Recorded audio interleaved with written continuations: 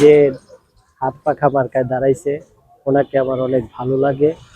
উনি অনেক অনেক ভালো মানুষ, দিনদার মানুষ। তিনি উন্নয়নের সেবা করে, মানুষ গরিব দুঃখীর পাশে দাঁড়ায়। অনেক আগে থেকেই তাকে চিনি। সে এই রাজনীতিতে আসার পরে যে করতেছে তা না, রাজনীতিতে আসার আগেও মানুষের ঘরে ঘরে খাবার পৌঁছাইতো, এরকম কোনো সমস্যা থাকলে তিনি এগিয়ে যেত। তাই তাকে অনেক আমার ভালো লাগে। দুইবারের কাউন্সিলর, তিনি অনেক উন্নয়নের কাজ করছে। যদি এই এলাকায় ঘুরে দেখতে পারতেন তাহলে বুঝতে পারতেন তিনি এরকম হাঁটু দিয়া পার হয়ে যাইতে হইতো, পানি অনেক ছিল।